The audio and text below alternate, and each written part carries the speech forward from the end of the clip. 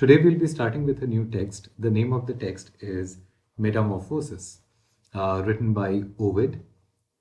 In fact, uh, today we'll be dealing with the context in which Metamorphosis was written. Why did Ovid write Metamorphosis? Ovid एक text है canoe लिखছেন क्यों Ovid Metamorphosis लिख रहे हैं what is the meaning of metamorphosis? To begin with, let me tell you the dictionary meaning of metamorphosis is transformation. Okay, so when you read the text metamorphosis, you will find that there are lots of transformations that are taking place throughout the text. So what is the meaning of literal meaning of metamorphosis? The dictionary meaning or the literal meaning of metamorphosis is transformation. So today I welcome you to this class based on the context, on the historical background in which Metamorphosis was written. Okay. So, an overview of what we will be learning today. Today, we will be looking at the cultural and historical context in which Metamorphosis was written. We will look into the life, work, and style of Ovid, who is the writer of Metamorphosis. We will also look at some of the differences that Ovid has from Hesiod and Homer. Now, we will discuss about these 3 points in our slide presentation today before moving into the text Metamorphosis. Okay, so moving on to the first slide, which is titled Geographical and Political Context.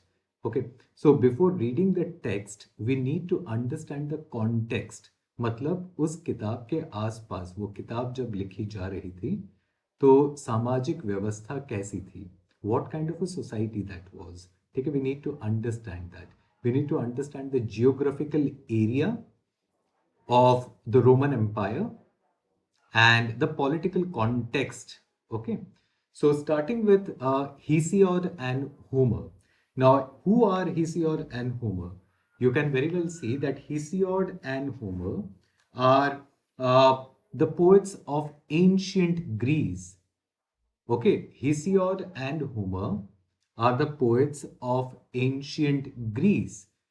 We know very well that Grecian civilization comes first and then comes the Roman civilization. Okay, and Ovid was writing during the Roman Empire. He was writing during the Roman civilization. So the writers who come earlier और the writers who are the precursors of Ovid, precursors का मतलब होता है जो लोग पहले आए हैं যারা আগে এসছে, তাদের নাম হচ্ছে Hesiod and Homer. So these are writers from ancient Greece. Okay, now if you remember in our introductory class to the Grecian theater, I told you that Grecian Empire was not geographically as large as the Roman Empire was. We will once again see the map. Today I will be showing you the map of ancient Greece as well as the Roman Empire once again to kind of make you understand that the area that ancient Greece covered was a relatively small area. তার মানে Hesiod and Homer এরা যারা লিখছিল এদের লেখাটা was concentrated in a very relatively small area because Grecian civilization was confined to a very small space. Geographically speaking, it was confined to a very small space. It was a relatively small area. Okay, and we had many small and independent city states. But there were city states. Jamon Athens was one of the city states. So these city states were actually fighting among themselves. So Hesiod and Homer's writings are actually based on these particular aspects of the Grecian civilization. Okay, we know that during the Grecian civilization there was conflict between city states. City states का मतलब होता है आपस के राज्यों में ही लड़ाई थी. ठीक है, we are not talking about countries, fight between countries. We are talking about quarrels and fights within the city states. Okay, মানে একটা সিটি স্টেট অন্য সিটি স্টেটের সাথে ঝগড়া করছে। तो Hesiod और होमर के जितने भी राइटिंग्स हैं that was basically focused on these two particular aspects, relatively small geographical area of the Grecian Empire and definitely the small independent city states. Now, on the other hand, Ovid Ovid was living about 800 years later. Mane Ovid comes 800 years later than Hesiod and Homer. मतलब Ovid जो है वो हेसियोड और Homer के 800 साल बाद आता है। 800 বছর পরে ওভিডকে আমরা দেখতে পাচ্ছি। There is a time gap of 800 years.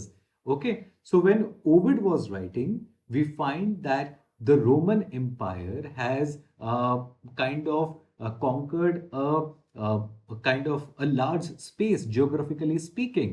Roman Empire was huge when compared to the Grecian Empire. Okay, so as I told you, Ovid was living about 800 years later at the height of Roman Empire. Roman Empire was very strong when Ovid was actually writing. Okay, and this Roman Empire was much larger geographically speaking, and it was a kind of a geographical political world. The kind of society that Ovid inhabited was was a much larger geographical political world than Hesiod and Homer lived in. Okay, geographically speaking and politically speaking, Ovid जिस Roman Empire के अंदर लिख रहा था, he was writing under the Roman Empire when Roman Empire was at its very peak. Okay, it was a centralized government ruling parts of Europe, Asia, and Africa. So you can see the width and breadth of the entire empire. ठीक है, कितना बड़ा empire था, which expanded from Europe on the one hand to Asia and Africa on the other. And there was a constant expansion into new areas. Mane, the Roman Empire was increasing. They were expanding. They were moving into new areas. तो geographically वो लोग और बड़ा बन रहे थे। ওরা আরো বড় জায়গা ক্যাপচার করছে, আরো এগোচ্ছে, তাই ওদের ম্যাপটা চেঞ্জ হচ্ছে দিনের পর দিন। and these people were cosmopolitan, wealthy and sophisticated. काफी पैसा था इनके पास। these people are sophisticated people. Sophisticated means worldly people. cosmopolitan का मतलब होता है जहां पे हर जगह के लोगों का मिलन होता है। ठीक है, যেমন আমাদের এখানে Calcutta is a cosmopolitan city where every religion, every caste comes and meets. They do business, they live together. So that is a cosmopolitan nature of our city, Calcutta. So similarly, Roman Empire was a cosmopolitan, wealthy, and a sophisticated empire. Okay, now moving on to the next slide. Now, as I told you, I will be showing you the map. This is the map of the Greek city-states. So this is the Grecian, ancient Greece that I was talking about. In fact, I also showed you this map when we were dealing with the introduction to Greek theatre. As you can see from the very map, there is Mount Olympus at the top. Delphi is one of the city-states. Delphi नीचे देखो, Delphi के नीचे Corinth है. This is one of the city-states. Olympia, Sparta, Argos, Athens, Thebes. So these are all city-states. Okay, and this is the ancient Greek city-states that I was talking about. Look at the geographical space these city-states inhabit. Okay, now in our next slide, I will show you the Roman Empire, and you will kind of see the huge geographical difference that Roman Empire has from the Greek city-states. This is the Roman Empire under Augustus.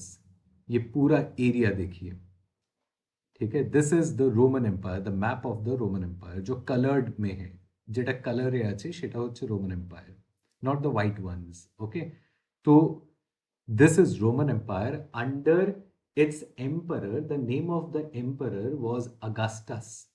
The name of the emperor, the name of the king, emperor काके बोला है, शहंशाह, राजाओं का राजा जो होता है वो emperor होता है। तो Augustus was the emperor of the Roman Empire, and this is the Roman Empire.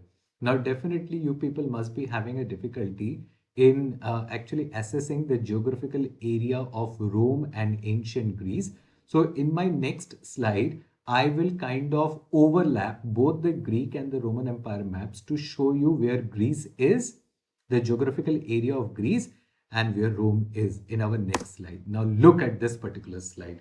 See the area that Rome has, and in the circle, there is Greece. So definitely we can come to a kind of a conclusion that Grecian civilization, the space, the geographical space that Grecian civilization inhabit is definitely smaller than the Roman Empire that we have. The Roman Empire is the one that is in the colors.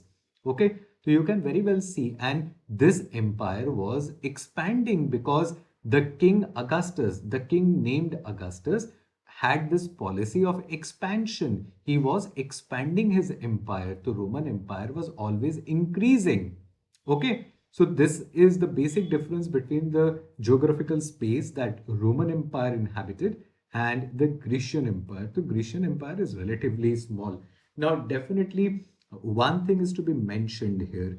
Obviously, Ovid, who is a writer born during the peak of Roman Empire, obviously, Ovid did not visit many places that are there on this particular map.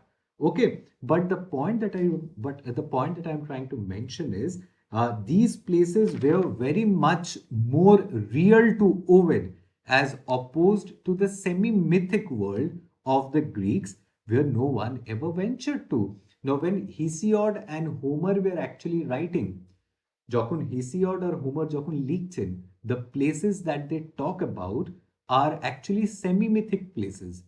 ওদের অস্তিত্ব আছে কি নেই আমরা আজকেও বলতে পারবো না. We don't exactly know whether those places exist जिनके बारे में होमर और हेसियड लिख रहे थे. हमें नहीं पता कि वो जगह है सच में है कि नहीं है. तो इसीलिए हम लोग उसको सेमी मिथिक कहते हैं, MYTHIC. बट ओविड जिन जगहों के बारे में लिख रहे हैं, हमारे पास प्रूफ है कि वो जगह है सेमी मिथिक नहीं है. They were more real to him. Definitely Ovid হয়তো অতটা ট্রাভেল করেনি. Ovid has not been to these places. It's true, but those places are there for real as opposed to the semi-mythic world of the Greeks where no one ever ventured to. So when it comes to Hesiod and Homer, the places that they talk about, no one has ever ventured to those places. We don't exactly know whether they are real or fake or a creation of the mind. We don't exactly know. So we call it semi-mythic. Acha. Now, this is the difference between the geographical space inhabited by the Grecian civilization and the Roman civilization. Okay. Okay, we move on to our next slide. Now, when we talk of Roman culture, you need to understand that before the Romans, the Grecians were very much in power. From the very syllabus that we have in Sem 1, we know that we have to read Iliad, which was written during the Grecian Empire. We have Oedipus, which was written during the Grecian times. We have Metamorphosis, which was written during the Roman times. Okay, so we need to talk about the Grecian culture before we come to the Roman culture. पहले Grecian culture के बारे में थोड़ा discussion हो, then we move to Roman culture. अब Grecian culture যখনই আমরা কথা বলি, the Grecian culture was one where we have learned people. वहां पर भी पढ़े लिखे लोग थे, and people were slowly but surely beginning to being literate. They were moving towards literacy.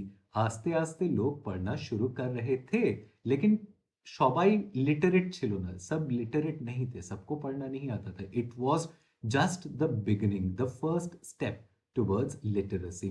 So when we talk of Grecian culture, we had learned people, and it was the beginning to being literate. Okay, and Roman Empire comes around 800 years later or 1000 years later, to be to give you a rough description of what Roman Empire is.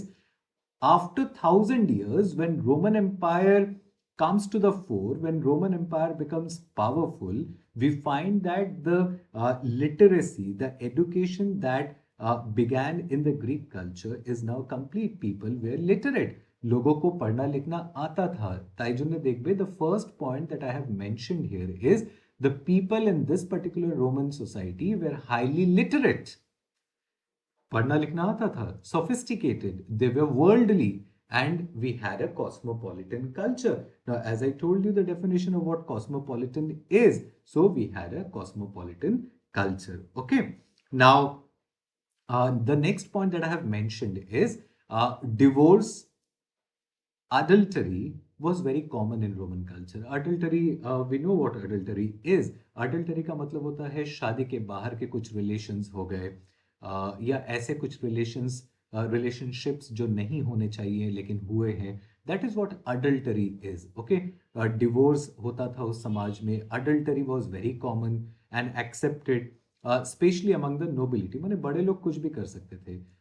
Adultery was very much prevalent among the nobles, among the kings, queens, princes. Okay. These people, many people during the Roman culture, they enjoyed sexual humor, stories. Roman Empire was definitely a religious culture.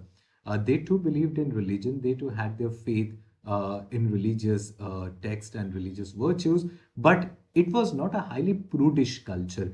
मतलब Roman empire के लोग भी धार्मिक थे, एराव धार्मिक छिलो, but that does not mean कि they will not be talking about sex, they will not be talking about sexuality. They were not prudish in that particular sense. Now, what do you mean by the term prudish? The word prudish here means these people were not shocked by matters related to sex or nudity.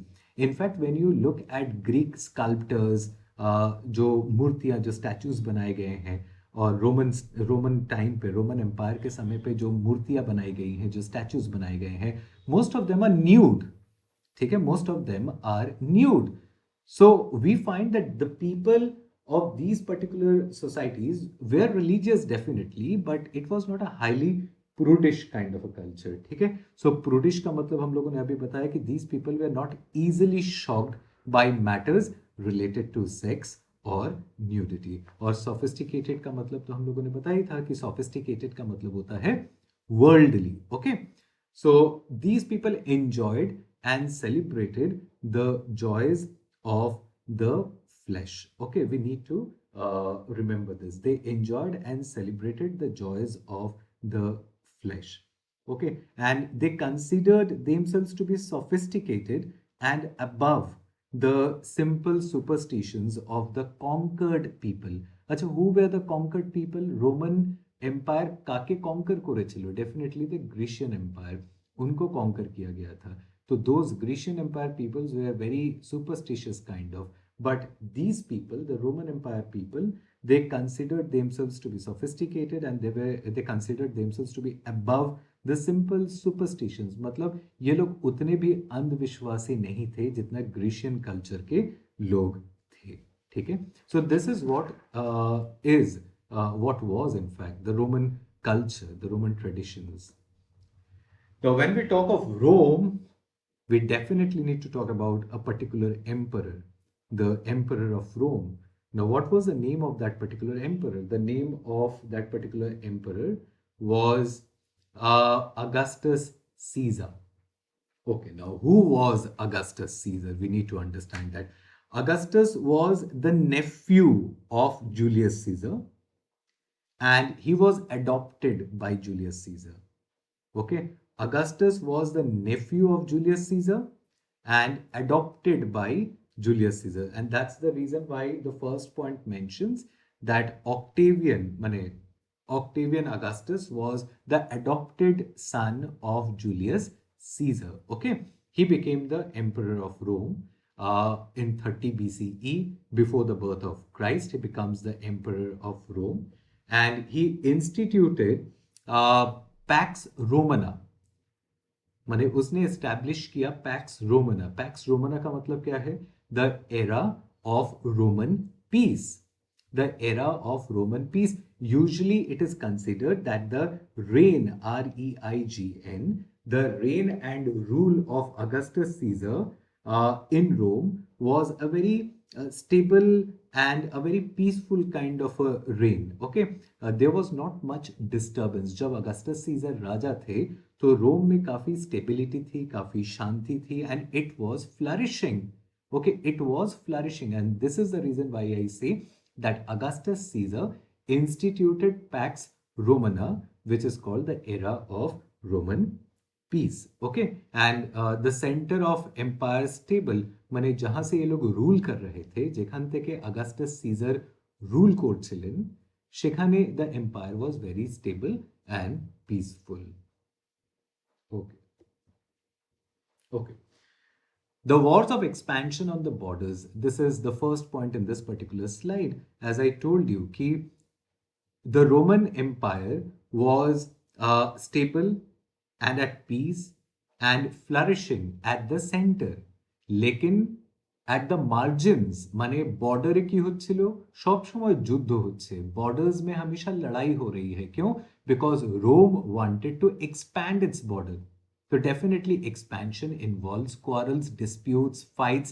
So there was always a war going on in the borders. Wars of expansion. Expansion का मतलब है अपने राज्य को और बड़ा करने के लिए जो लड़ाई लड़ी जाती है.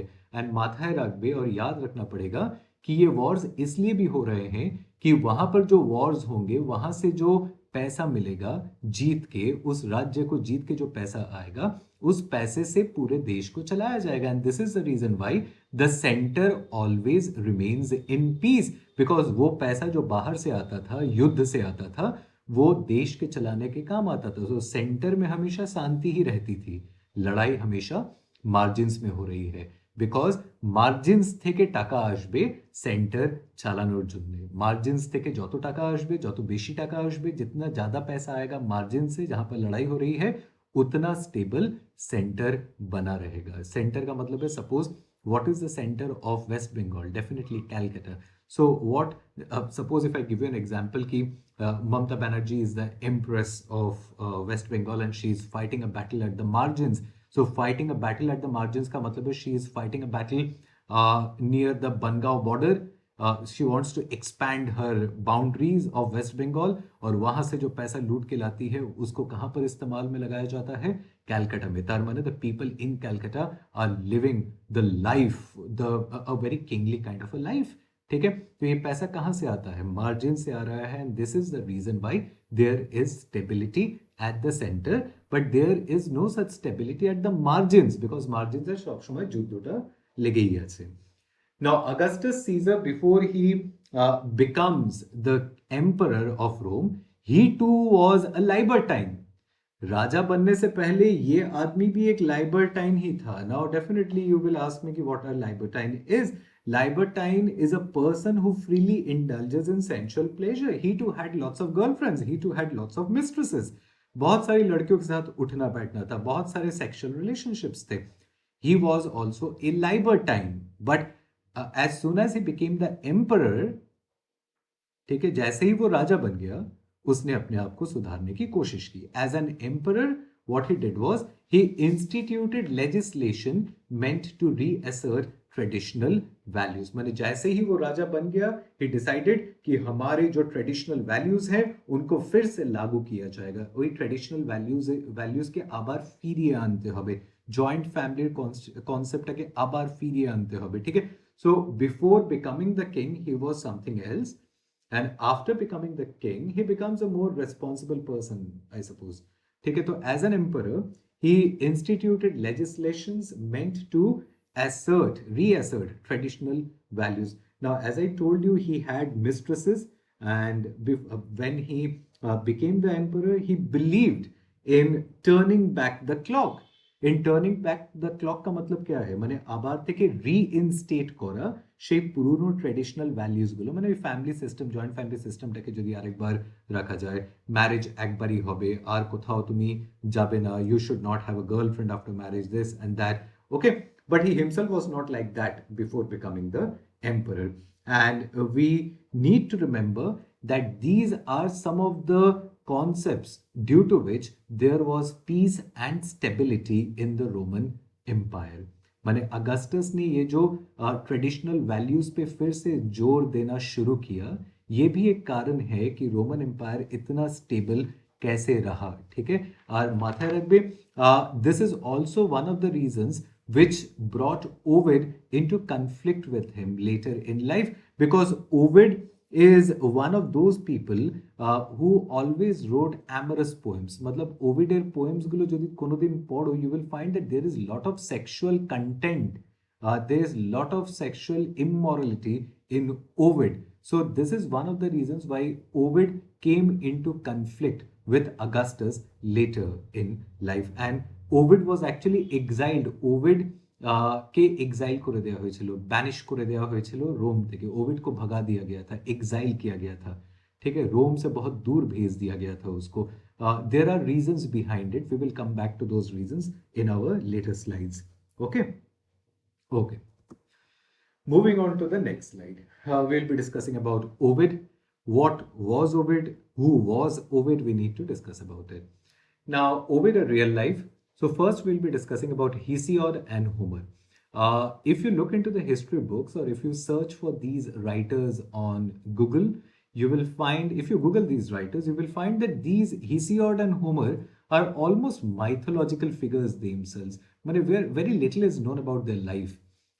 मतलब इन्होंने क्या लिखा है नहीं लिखा है সেটা আমাদের কাছে আছে, but what kind of a society they lived in, there is very little known about the world in which Hesiod and Homer actually lived. Sometimes मतलब हम लोगों को लगता है कि सच में Hesiod और Homer बोल के कोई राइटर थे भी कि नहीं, ये भी शक है, बिकॉज हिस्टोरिकल रिकॉर्ड्स में कोई डेटा हम लोगों को मिलता नहीं है, ठीक है। But on the other hand, Ovid is a fairly well known historical figure. माने ओविडेर ব্যাপারে there is documentation. We know that Ovid is a real man that we are talking about. Hesiod and Homer on the other hand are someone जिनके बारे में ज़्यादा knowledge हम लोगों को नहीं है। हम लोगों ने इनका नाम सुना है, लेकिन real data, real fact, date of birth, date of death, we don't have any such thing. All of these things are probabilities. We don't exactly know. But in the case of Ovid, Ovid is a fairly well-known historical figure. There are many facts, documents, and connections to major historical figures. That means Ovid is a man of flesh and blood. We can see Ovid. We can learn about Ovid from history. His early life, when we talk about his early life, he was born on March the 20th, 43 BCE, before the birth of Christ, in Sulmo, east of Rome. He came from a respected and established family. He was educated in rhetoric in Rome. He studied logic, oratory. अच्छा, what is oratory? Oratory means public speaking. ठीक है, public के सामने खड़े होकर बोलना, उसको ओरेटोरी कहते हैं, और जो बोलता है उसको ओरेटर बोलते हैं, ठीक है। Who is a good orator? One who can convince his public. We have lots of examples of good orators in front of us. Our prime minister Narendra Modi is a very good orator. he can very well disguise his intentions with his speech, so we don't exactly know what he means with the things he says. He is in fact a very good orator. People buy into his argument. लोग convince हो जाते हैं उनके argument से. There are very few people. In fact, recently I've also seen a lady who speaks quite well. That is Mohua Mitro, I suppose, from the Nadia constituency, I suppose. She too speaks quite well. She speaks in a very logical fashion. We people are convinced by the manner in which she speaks. She is a very good orator. So this man, Ovid, was a very good orator, and he also studied law. Okay, and he also loved Greek literature and philosophy. So see, we have a very definite history of Ovid and his family, which is not the case, by the way, with Hesiod and Homer. Hesiod and Homer এর ব্যাপারে আমরা বেশি কিছু জানি না, তাই আমরা ওখানে বারবার স্লাইডে মেনশন করেছিলাম mythological figures, because we know very little about those characters.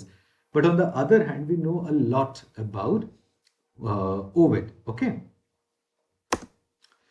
Now, when we talk of his poetry career, first of all, after his education, after the completion of his education, he worked as an official in Roman government. And then he abandoned it for poetry. कुछ दिनों बाद उसने नौकरी छोड़ दी, Roman गवर्नमेंटे काज करतो, तारपर चाकरी छेड़े दिल, because he loved poetry, he abandoned it for poetry लिखेंगे, I will make a career in poetry, that was his ambition. His father disapproved, definitely একটা সরকারি চাকরি ছেড়ে if someone thinks that he is going to write poetry, he will not be valued, his decision will not be valued. So his father disapproved, because coming from a sophisticated family, leaving a government job is something that is unthinkable. So the father disapproved his decision, but he enjoyed great success as a poet of erotic verse. Now, again, the word erotic has come up. So, the word erotic, as I told you, his poetry deals with sex, sexuality. So, erotic here means which causes sexual feelings. मतलब अगर आप Ovid के poems पढ़ते हैं, if you read Ovid's poem, you will have the arousal of sexual feelings when you read, and he was very famous with those kind of poems. Okay. So he enjoyed great success as a poet of erotic verse, as well as definitely Metamorphosis and poetry on Roman religious festivals. So these were some of the things for which he became quite famous. And in his poems, what he did was he celebrated his own erotic exploits. ठीक है, अपने उसने जीवन में कितनी लड़कियों के साथ वो घूमा है, he had sex with them or anything sort of. So he celebrated his own erotic exploits in his poems. So his poems were more of a kind of autobiographical erotic verses. Okay, and he also advised others on seduction. कैसे दूसरों को tempt किया जाए, sexually tempt किया जाए. He also advised people. So such was the character, this Ovid, such is the character Ovid is. Okay. He was definitely a contemporary of Virgil and Horace. So these were people who were writing at the same time when Ovid was writing. तो Ovid जब लिख रहे थे, Virgil और Horace भी उस वक्त लिख रहे थे. And these two are considered to be the other pillars of Roman poetry. And you need to remember that Ovid consciously differentiates himself from Virgil. Okay. Who is Virgil? Virgil has written an epic. He was the epic poet of Roman Empire. And what was the name of Virgil's epic? The name of Virgil's epic was Aeneid. ठीक है, the name of that particular epic is Aeneid, and the spelling is Aenied. So the name of the epic is Aeneid. And what is Aeneid all about? Aeneid is about celebrating the founding of Rome. Aeneid के hero का नाम है एनियास. ठीक है, एनियाड जो किताब है, जो एपिक है, उसके हीरो का नाम है एनियास. ठीक है, उसके हीरो का नाम है Aeneas, and it deals with the founding of Rome. Okay, so Ovid, what he does is he is consciously trying to differentiate himself from Virgil. I am not similar to what Virgil is doing. My works are not similar to what Virgil is doing.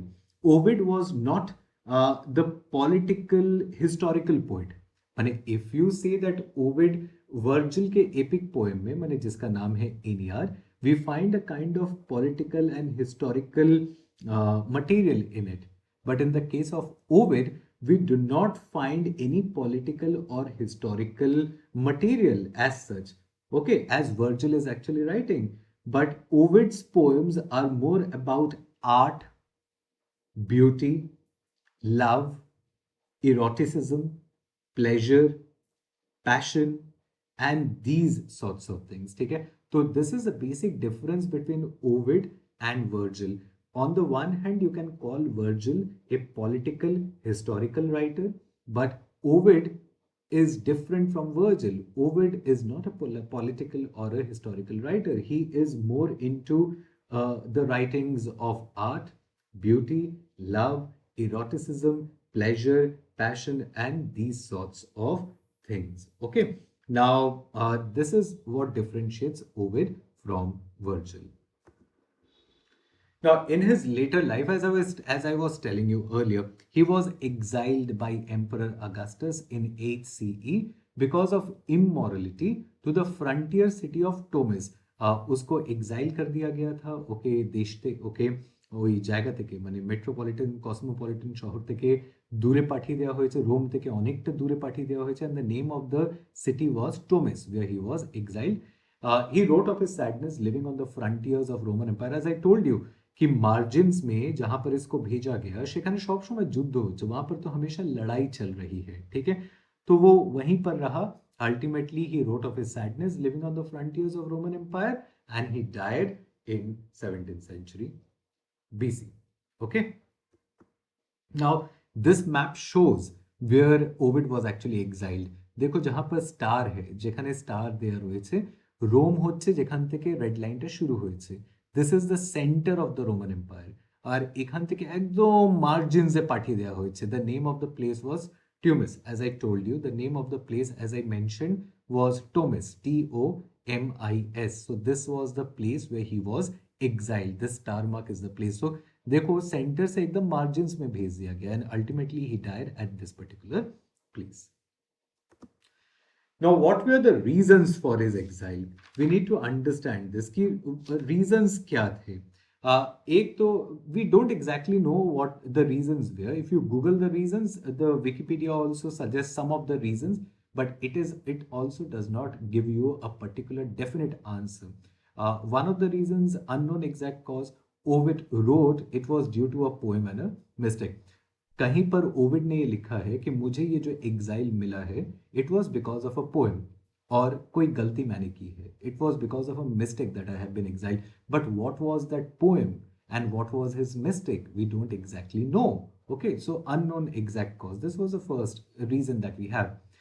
The second reason that we have is perhaps earlier erotic poetry and perhaps involvement in personal indiscretion of someone close to Augustus. Acha, there are certain people who say that this man, Mane, Ovid, had some sort of a relationship, adulterous relationship with the daughter of Augustus, the Emperor Augustus. तो ये भी एक reason हो सकता है उसके exile का, या ये भी हो सकता है कि ओविड को राजा की बेटी के अफेयर्स के बारे में कुछ पता था, and that is also one of the reasons that he had been exiled. मैंने these are all probabilities, we don't exactly know.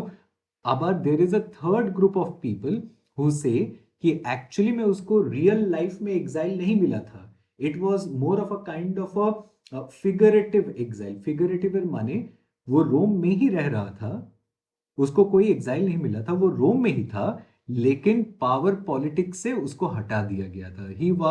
he was not there near the centers of power. Some people theorize it never happened. माने सच में उसको exile में नहीं भेजा गया. ये जो ओविड एग्जाइल के बारे में बोल रहे हैं, this exile is his exile from not being near centres of power. अब उनके हाथ में शायद कोई पावर नहीं है, राजा ने शायद उनको और कोई पावर नहीं दिया है, उनको पावर्स से हटा दिया है, उनको पोस्ट स्टेटस से हटा दिया है, अब उनके पास कोई पावर नहीं है. तो इसलिए ओविड को लगता है कि मैं अपने शहर में रह के भी एग्जाइल में रह रहा हूं, আমি নিজের শহরে থেকেও বনবাসে আছি. ঠিক আছে, তো it can also be the reason because Ovid was a poet. So whatever he writes cannot be taken at face value. Okay, it might happen that he was still living in Rome, but he was not near the centers of power. Okay, so that was also a kind of an exile. मतलब मैं रह रहा हूँ घर के अंदर, लेकिन माँ बाप मुझसे बात नहीं कर रहे हैं. So this is also a kind of a exile that we have. So some theorize it never happened. Some fanciful literary conceit or an allegory of the experience of not being near centers of power. Okay. Okay, we move on to the next slide. Now let us talk about his works. The first work was Amorous, जिसका English translation है The Love. Definitely this dealt with the erotic poetry about his relationship with his mistress Corinna. The name of his mistress was Corinna, so the poems were actually dedicated to Corinna. Now again there is this probability, and we don't exactly know who this Corinna is. She may or may not be real, हमें ये नहीं पता. Ovid is a real person, लेकिन Corina सच में थी कि नहीं थी ये हम लोगों को नहीं पता है. The next work that he wrote was Ars Amatoria, जिसका English translation है The Art of Love. It teaches the art of seduction, मैंने कैसे किसी को टेम्प्ट किया जा सकता है, ठीक है, सेक्सुअली टेम्प्ट किया जा सकता है, मैंने this was the kind of, these were the kind of books he was writing, ठीक है. And love to both men and women, fasti, which means the festivals, and these poems were unfinished, these were unfinished poems on the months of the Roman calendar, religious festivals, myths, etc. So these were some of the works that he had written. Now when we talk of Metamorphosis, it was his most famous and his most ambitious and prized work. Metamorphosis, if you have the text with you, you know that it consists of 15 books and it covers almost 250 different myths. ठीक है, बहुत सारे myths हैं, तो यहाँ पे 250 अलग अलग myths को cover किया गया है. We will talk about that when we enter the text the next day. And the work Ovid believed would make him eternally famous. मैंने ओविड को पता था कि ये वाली जो किताब है, मैंने Metamorphosis is a book that would make him eternally famous. मैंने this is a kind of a magnum opus, ठीक है, ये उसके लिए एक मैग्नम ओपस है. Okay okay. Now you need to remember that Homer and Hesiod, मैंने एकदम शुरू থেকে we are talking of Homer and Hesiod. We were talking about the differences between Homer, Hesiod, and Ovid on the other hand. There is another basic difference between Homer, Hesiod, and Ovid. Ovid was writing during the Roman Empire, and Hesiod and Homer were writing during the Grecian Empire. So the other basic difference between these two category of people are, while Homer and Hesiod were not writing for their own everlasting aim, मतलब Homer और हेसियोड कभी भी अपने आप को famous करना है इसलिए नहीं लिख रहे थे. But Ovid on the other hand is one of those solitary writers who, although is writing in a Roman tradition, is also writing for his own glory and literary fame. So on the one hand we have Homer and Hesiod जो अपने लिए नहीं लिख रहे थे या immortal होना है इसलिए नहीं लिख रहे थे. Although you need to remember कि ग्रीशियन सिविलाइजेशन में भी कॉन्टेस्ट होता था, उसमें भी पॉपुलैरिटी का कॉन्सेप्ट था कि जो बार बार कॉन्टेस्ट में जीतेगा वो तो पॉपुलर डेफिनेटली होगा. But Homer and Hesiod never thought of everlasting fame कि हम लोग फेमस हो जाएंगे, इमॉर्टल हो जाएंगे. But on the other hand you have Ovid who obviously is writing in the traditions of the Roman Empire, but somewhere down the line he has this aim and ambition of writing himself to glory and for literary fame. So this is also something that differentiates Ovid from the Grecian writers Hesiod and Homer. Okay, now if we go through with Metamorphosis, we will find that in Metamorphosis covers all of history from creation, माने from the very beginning this world, this universe was actually created, to the present day. मतलब आज तक जो जो हुआ है Metamorphosis उसको cover करता है. माथा रखबे, when I use the word present day, I am not talking about the 21st century that we are living today. I am talking about the present day in which Ovid actually lived. माने Augustus तक, from the origins of the universe till the reign of Augustus. Because present day तो Ovid का होगा, हम लोगों का present day थोड़ी होगा. मेटामॉर्फोसिस तो ओविड ने लिखा है, तो it covers all of history from creation, from the beginning to the present day. So present day here stands for the rule, the reign, REIGN, of the Emperor Augustus. Okay, and mostly Romanized versions of Greek myths.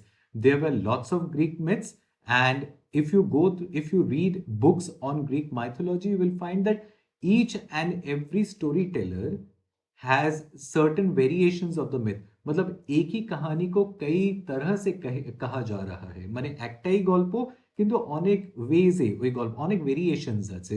जैसे रामायण के बहुत सारे variations हैं, एक ही mythological story है लेकिन variations अलग अलग हैं. कहीं पर आपको दुर्योधन का मंदिर भी मिलेगा. If you ever go to Uttarakhand you will also find a temple made in memory of Duryodhan. So कहीं पर दुर्योधन को ग्लोरीफाई किया जाता है, कहीं पर कुछ. तो कहानियां एक है लेकिन वेरिएशंस बहुत सारे हैं.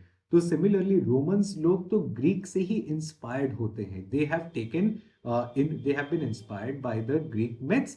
তো রোমানসরাও এই গ্রিক মিথস নিয়ে নিজের ভেরিয়েশনস তার সাথে অ্যাড করে দিচ্ছে। Okay, so mostly romanized versions of Greek myths. Okay,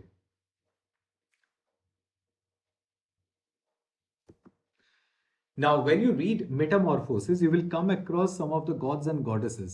You will come across Greek and Roman gods and goddesses. So, on the left hand side, we have the Greek names, and on the right hand side, we have the Roman names. The Greek names, the Greek gods like Zeus, which in Metamorphosis you will find the name Jove or Jupiter, as Jove or Jupiter. अगर Greek में देवी का नाम है Hera, Hera is the wife of Zeus, तो आपको उसका Roman नाम मिलेगा Juno, Juno is the Roman name for Hera. Artemis, जिसका रोमन नेम है डायना और फीबे। फीबस एपोलो, जिसका रोमन नेम है Apollo the sun. Athena is a Greek name जिसका रोमन नेम है Minerva. Hermes Mercury, Cronus Saturn, Heracles Hercules, Ares Mars, Hephaestus Vulcan, Poseidon Neptune, heads Pluto और this. और आरेक्टा नाम which is very important in Metamorphosis, the chapter that we have is Dionysius Bacchus. Dionysius, the god of wine, which in Roman mythology is called Bacchus. Okay, so Dionysian becomes Bacchus in Metamorphosis. Again, coming back to the narrative. Now, Metamorphosis, the book can actually be divided into two parts. The first 6 books, which we actually call the early books, यहां पर आपको क्या मिलेगा, जितने भी transformation होंगे, जितने भी चेंजेस होंगे, मेटामॉर्फोसिस मींस ट्रांसफॉर्मेशन, जितने भी ट्रांसफॉर्मेशंस होंगे that is caused by divine actions and desires. ठीक है, जितने भी ट्रांसफॉर्मेशंस होंगे ये कौन कर रहा है, ये सब भगवान के एक्शंस हैं, भगवान कर रहे हैं और भगवान की वजह से ही हो रहे हैं। It is caused by divine actions and the reason behind that is divine desires. जैसे जुपिटर कभी यूरोपा का रेप करता है, ठीक है, वहां पर एक ट्रांसफॉर्मेशन होता है, जुपिटर यूरोपा को टेम्प्ट करने के लिए बुल बन के जाता है, अपना शेप चेंज करके जाता है, अपने आप को ट्रांसफॉर्म करता है, अल्टीमेटली उसका एक रिजल्ट निकलता है। तो these transformations are caused by the gods and this is because of the desires of the god. यहाँ पे गॉड्स लोग पार्टिसिपेट कर रहे हैं। अर्ली बुक से तुमरा एटाई पाबे, gods are responsible for each and everything. But book 6 के बाद आपको जो ट्रांसफॉर्मेशंस मिलेंगे they are also enacted by gods, लेकिन यहाँ पे the reason behind this transformation is extremes of human passion. यहाँ पर जो मनुष्य हैं वो गलतियां कर रहे हैं और इसी वजह से उनका ट्रांसफॉर्मेशन हो रहा है। लेकिन जो अर्ली बुक्स हैं वहाँ पर भगवान ही गलती कर रहे हैं और उनके डिजायर्स की वजह से ही सारे ट्रांसफॉर्मेशन हो रहे हैं। लेकिन जो लेटर बुक्स हैं, मतलब बुक 6 এর পরে যে ট্রান্সফরমেশনস গুলো আমরা পাই, definitely gods have the power to transform people, but they transform people, लेकिन ये किस लिए, बिकॉज मनुष्य गलती कर रहा है, extremes of human passion, and this is why transformations are enacted by god. So you people can ask, what is the connection between these two books, the early books and the later books? The basic similarity between the two books is both the books deal with the extremes of passion. ठीक है, they both of these books, the early books and the later books, they deal with the extremes of passion which ultimately lead to transformation. कहीं पर भी किसी चीज का extreme जब हो जाता है तो it leads to a kind of a transformation, ठीक है, या punishment. So this is what connects the two books, the two narratives.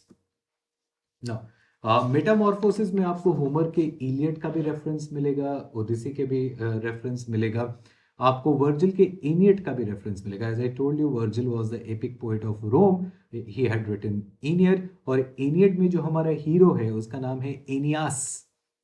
The name of the hero is Aeneas and he is the founder of Rome. Aeneid में जो hero है उसका नाम है एनियास, who is the founder of Rome. And if you go through with Aeneid, you will find that Virgil is actually celebrating the founding of Rome. It will actually be Rome, ठीक है, there is a spelling error here, Rome लिखा हुआ है लेकिन यहाँ पर Rome होगा। The Latin epic celebrating the founding of Rome by the survivors of Troy. Okay, তার মানে the way Virgil presents his hero, he is kind of celebrating Aeneas, माने एनियास द हीरो, माने exaggeration, lots of exaggerations are there, उसके heroism को बताने के लिए, suggest करने के लिए बहुत सारे एग्जैजरेशंस का इस्तेमाल किया जा रहा है, बढ़ा चढ़ा के कहा जा रहा है. But there is a basic difference. When Ovid presents Aeneas in his book Metamorphosis, we find that he is not a very celebratory or epical kind of a character.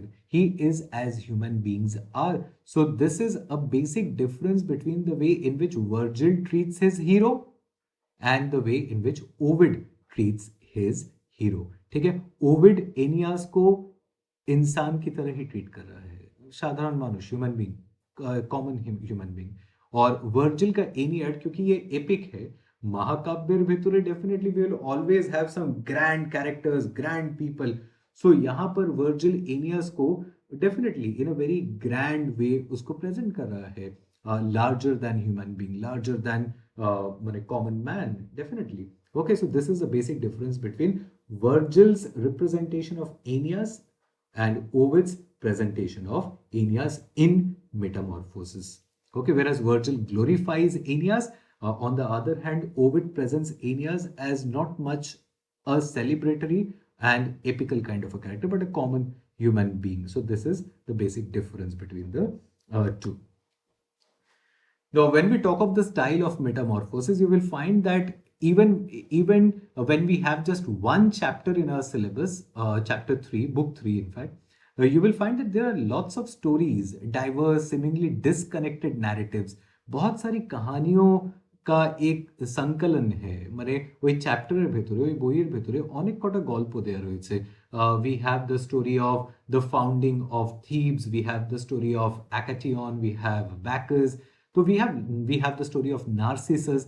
तो apparently it appears कि इतनी सारी कहानियां यहाँ पर क्या कर रही हैं, सब अलग अलग कहानियां, इसमें कुछ है ही नहीं, ये सब तो कनेक्टेड ही नहीं है, ये सब तो डिसकनेक्टेड है. तो apparently it appears that they are very diverse, they are disconnected narratives having nothing to link with each other. But you need to remember that the story, the originality of Ovid lies in the linking devices. आपको कहीं पर भी ये नहीं लगता है कि ये डिसकनेक्टेड है. ऊपर से देख के लगता है कि ये डिसकनेक्टेड है, लेकिन ये डिसकनेक्टेड नहीं है, क्योंकि if you read the chapter, if you read the book carefully, each and every story is connected either by geography, और बाय कैरेक्टर, और बाय अ नैरेटर, और बाय अ टॉपिक, और एन इमेज, एटसेट्रा. ठीक है, अगर आप book 3 पढ़ेंगे तो you will find we are talking about a particular family, Cadmus का परिवार. ठीक है, उसके बाद वाली कुछ कहानियां जो है वो कैडमस के परिवार को लेके ही रिलेटेड है. ठीक है, सो लिंकिंग क्या है यहाँ पे, लिंक डिवाइस, हर कहानी के बीच में एक लिंक है. What is the link in book 3? Basically in most of the cases the characters that are mentioned in book 3 are linked by a character, or most of them belong to the family of Cadmus, who was the founder of Thebes. Okay, so this is something original. ठीक है, the stories have very little to do with each other. कहानियां एक दूसरे से जुड़ी नहीं है, but the genius of Ovid is not the stories. You need to know that.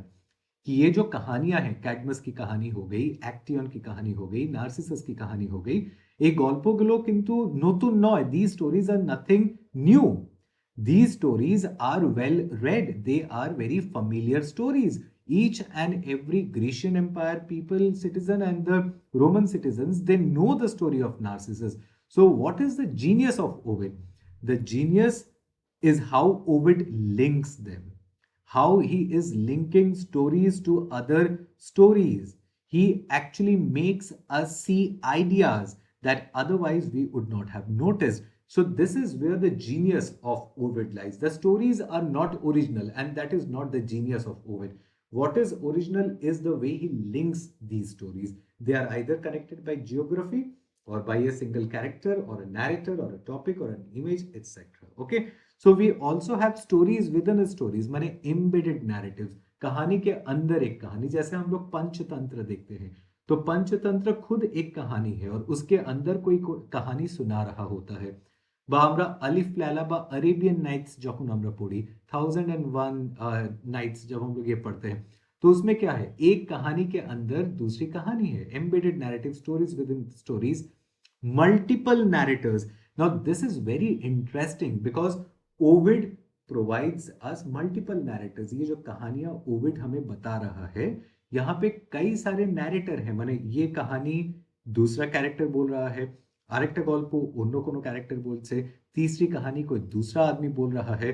तो मल्टीपल नैरेटर्स होने का सबसे बड़ा एडवांटेज ये है कि आप एक ही इवेंट को कई सारे पर्सपेक्टिव से देख सकते हैं. when we have multiple narratives, what happen we have when we have multiple narrators, what happens is a single incident can be looked at from various points of views. So this is where the genius of Ovid lies. Embedded narrative, stories within stories, multiple narrators. Okay, so what Ovid gives us is a variety of perspectives to look at the world. मतलब इस दुनिया को किस किस नजरिए से देखा जा सकता है, and this is only possible with the help of multiple narrators. Okay, now when we talk of themes, what is the theme of metamorphosis? Definitely যেটা পড়ে ওপর থেকে যেটা পড়ে মনে হয়, ऊपर से जब हम लोग apparently जब थोड़ा एक सरफेस रीडिंग करते हैं तो एक्सप्लिसिट नैरेटिव थीम इसका ट्रांसफॉर्मेशन है, যেটা আমরা বারবার বলছি, जो हम लोग बार बार बोल रहे हैं कि इसका मेन थीम ट्रांसफॉर्मेशन है. ठीक है, कंसेप्चुअल कंटिन्यूटी क्या है, जो अंडरलाइन थीम है वो है एक्सट्रीम्स ऑफ पैशन. आपको ये याद रखना है, जो कंसेप्चुअल कंटिन्यूटी है, जो कंसेप्चुअल थीम है, मतलब जो अंडरलाइन थीम है वो है extremes of passion, hate, desire, lust, despair. Okay, you need to understand this कि यहाँ पर एक्सट्रीम, जहां पर पैशन एक्सट्रीम लेवल पे चला जाएगा वहीं पे आपको पनिशमेंट मिलना शुरू हो जाएगी. तो ऊपर থেকে মনে হয় this is a story about transformation, but it is also a story about the extremes of passion. It is also a story about the extremes of hate, lust, despair. Okay, so that is the underlying theme of Metamorphosis. And when we talk of the political context, definitely when I am writing something, I am definitely motivated by the kind of society that I live in. और उस वक्त रोम का राजा कौन था, Augustus Caesar. तो definitely we need to understand कि Metamorphosis में what is the attitude of Ovid towards Augustus. What kind of an attitude does Ovid has towards Augustus? कभी कभी पढ़ के ऐसा लगता है कि sometimes Ovid appears to be flattering. ठीक है, कभी कभी लगता है कि वो अगस्टस को फ्लैटर कर रहा है, उसको बटरिंग कर रहा है, जिसको খুবই পাতি ভাষায় যেটাকে আমরা বলি তেল লাগানো. So somewhere down the line it appears that he is flattering Augustus, but again sometimes it appears that he is actually laughing at Augustus. कभी कभी लगता है कि वो अगस्टस के ऊपर हंस रहा है. ठीक है, लाफिंग एट को और एक वर्ड में अगर इस्तेमाल किया जाए तो हम लोग कह सकते हैं मॉकिंग, MOCKING. So sometimes it appears that he is flattering Augustus, but sometimes it also appears that he is mocking at Augustus. Why is he laughing at Augustus? The reason is because before Augustus became the emperor, he too was leading a libertine life. He too was having lots of mistresses, but अचानक से उसमें एक change आ गया. तो somewhere down the line, Ovid is mocking Augustus's pretensions to divinity. उसको लगता है कि Augustus जो भी कर रहा है ये pretend कर रहा है. This is a kind of a नौटंकी that he is doing, a pretension. ठीक है, अच्छा बनने का pretension वो कर रहा है. तो he is laughing at Augustus's pretension to divinity and imperial power. Okay, these are basically the themes of Metamorphosis. Now coming to the purpose of Metamorphosis, as I told you, it was written for his own fame and poetic expression. वो famous होना चाहते थे. The other purpose is entertainment and pleasure. पढ़ के अच्छा लगेगा. जो third point है definitely philosophical and artistic consideration of human passion. Now we need to understand that the stories that Ovid is actually writing, the mythological stories that he has used in Metamorphosis, are not meant to be taken literally. मतलब कहानियां जैसे Ovid ने लिखी है, মাথায় রাখবে যে গল্পগুলো ওভিড লিখছেন মেটামরফোসিসে, you cannot take them literally because the names of gods that he has actually mentioned in the text, he has used a flesh and blood person, a god, as the protagonist. But these are more than gods. These are philosophical concepts rather than physical real beings. Mane, Ovid is not concerned with what Jove is doing. Ovid is not concerned with what Jupiter is doing. Ovid is not concerned with what Narcissus is doing. What Ovid is concerned with is the philosophical concept behind these stories.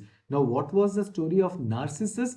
Narcissus की कहानी ये है कि Narcissus इतना handsome था कि जब वो पानी में अपना रिफ्लेक्शन देखता है, he falls in love with that reflection and ultimately when he tries to seize that image, जब उस इमेज को पकड़ने की कोशिश करता है, वो पानी में गिरता है, डूब के मर जाता है.